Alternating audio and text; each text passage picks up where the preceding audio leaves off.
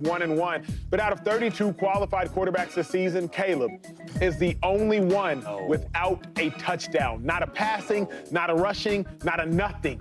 No touchdown this weekend. Bears, Colts. Here is the question that desperately needs an answer. Shady, man, we ain't seen a touchdown from Caleb. Do we just need, all I'm asking for is one. Do we need to see a touchdown from Caleb this weekend? You know, I don't judge rookies, but yes, yes.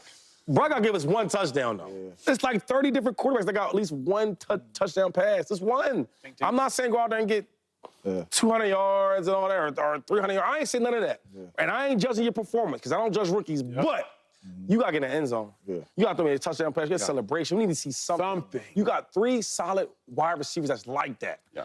And for God's sakes, give me a little screen. I didn't judge Aaron Rodgers for, he had 2 touchdowns last week. He threw those running backs. I didn't judge him for that. So, Caleb, I think you are that special. I think you are that good. I got to see at least one touchdown. We need a touchdown, and it needs to be spectacular. I got to see something like his USC days to get us off the show talking about him like he is. But I always go to matchups, right? Bears, Colts. The Colts' run defense is last in the league in rushing, and it's not even close. So you got to imagine Shane Waldron, the offensive coordinator, they're going to run that rock over and over and over again by DeAndre Swift. Just get in the red zone. Let me do a screen. Let me do a fade. Just play action. Play action. I'm just saying they're going to run the ball specifically from that offensive line standpoint. They were so bad against Houston. So he needs to do it. Is he going to? I don't know. Yeah. I don't know. Right now, I'm not going to. How my dog Shady said, what I'm not going to let you do. We're not going to let you. We're not just sitting after 2 weeks, just lower the standards for this dude all the way down there, and we sitting here talking about one touchdown. We need touchdowns, bruh. Your defense is playing at a very, very high level, getting takeaways, getting short fields, putting you in all type of great situations. We need touchdowns, dog. Like, we need a 28-point from the offense. We need touchdowns, man. We talking one touchdown, and it could be a screen. Bruh. You really believe that, though? Hey, I can't let y'all do that. Shovel pass? Yo. We need roll out, man. We need touchdowns, and I understand, but the running game weak for the Bears. The O-line not that good, so it's hard to run the ball. Hey, 4 wide. Let's go play some football. Let's do what this young. We need touchdowns, man. We're not just going to be sitting here one touchdown. You think they could do like quick game? That's what they started last game with. And it worked. It looked solid, though. Last he one got early. impatient. He got impatient. Yeah, but early on in the game, boom, boom, boom. Here's my question for y'all, all 3 of y'all offensive players who have ever been on the headset. Obviously, Chase, you've been on the headset backup quarterback. You've heard all the verbiage in the world. If you are the head coach, Matt Eberflus, for the Chicago Bears, or if you're Shane Waldron, the offensive coordinator, when you get inside the 5, and I want everybody to answer this and we'll go to break.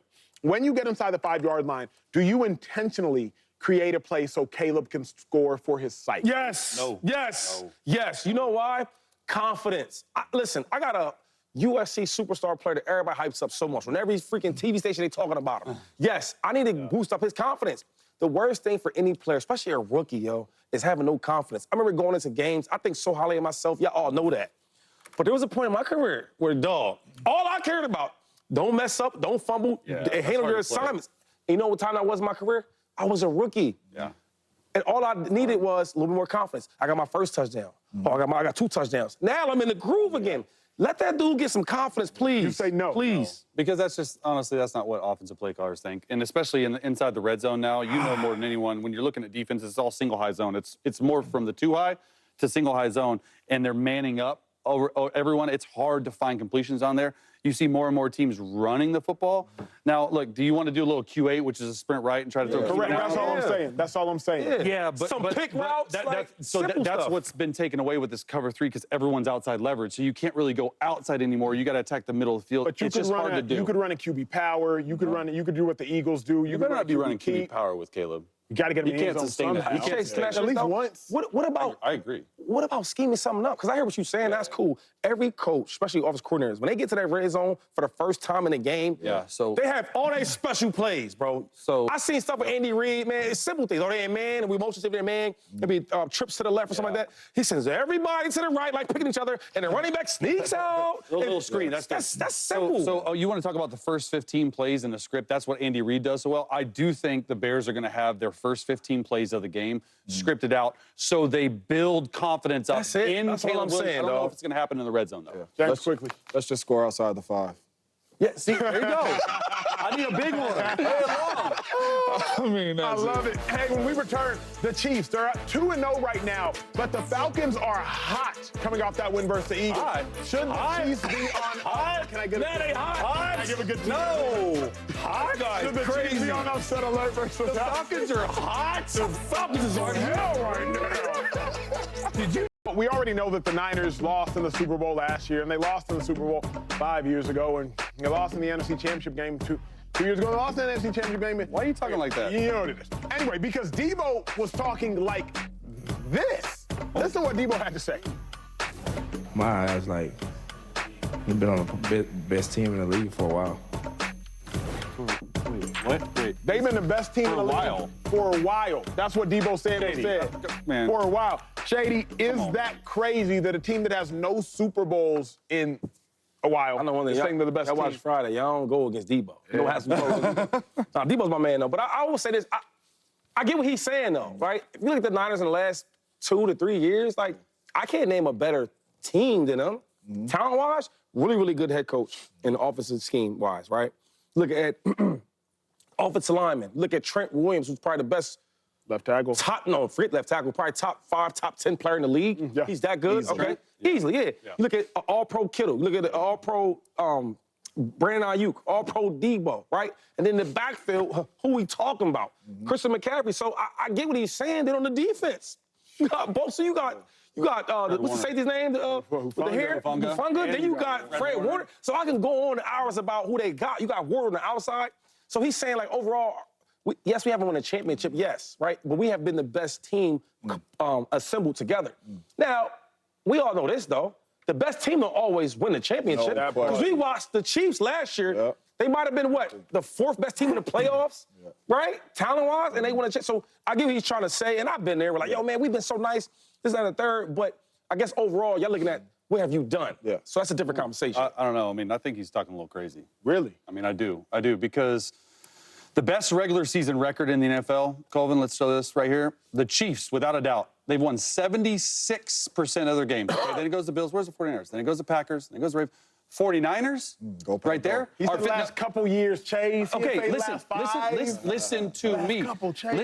Listen to me. It's been a while. He's been in the league since 2019. You know what the Chiefs are versus the 49ers in that? Chiefs are 3-0 versus 49ers. Okay? Like, what else do you need? The stats point to it, and people are like, oh, well, you know what? Regular season wins don't matter. Right? We got to win championships. We got to win postseason games. Kansas City has 14 wins in the playoffs. 14 since 2019. You know what the 49ers have? 8. 6 less. They're number 2, but it's not even remotely close. Now, if you're talking talent, sure. If you're talking about. But if you're talking, if you put it out there, you got to make sure you say talent. If you're talking team wins and Super Bowls and Lombardi trophies, man. Hey, can I ask real quick? Yep. If you had, because like, I'm with that, though. I'm all about who wins. Chief is winning. They got, you know. But if I ask you, yo, whose team was better the last 2 years? You would say the Niners. Chiefs. Better Team. Better Super Bowl, bro. I don't care. Look, hey, right there. I'm wearing. This is the only time I get to say this. I'm for the Chiefs. You know that. I'm for the Chiefs. But I'm saying if you like last Super Bowl, this last one right here, let's not even go that far. You can't tell me when you when you turn the game on, right? When you put power right into and the Chiefs came on and the Niners just looking at them though. Does a coach count? Coach counts and he's way better. But all I'm saying is that you can't tell me that the Chiefs the last 2 years was a better team than the Niners. I think the Chiefs got a better quarterback and Chiefs got a better coach. But they don't have a better team. Yeah. I don't think it's crazy. I don't agree with it because I probably side with Chase as it pertains to where your Super Bowl's at. Probably. Well, the reason I can say probably not too, though, is because who wins the Super Bowl, who's the best team that Sunday? Who best that Sunday? I believe, James, you can probably answer this question better than anybody, but James, I would suggest that from 2010 to 2012, the Packers could say they had the best team in football. No doubt. From that 3 year I would agree with stretch. that. But the Packers only had one Super Bowl. Now, I apologize, because who am I to say one? But they only had one Super Bowl. But the next year, they went 15-1. Right. And the next year, they went 11-5. So you could say over that 3 year stretch, the Packers had the best team, but they only had one Super Bowl. So that's where I'm like, you know what? I hear you, Debo. Y'all probably do have the best team in football, but you just don't have as much to show. I'm glad I heard it because I was more on Debo tripping because my thing is like give respect where respect's due. Right. You know what I'm saying? So like before I heard him talk, I would have loved for him to be like, listen, man, the Chiefs is the best team in football.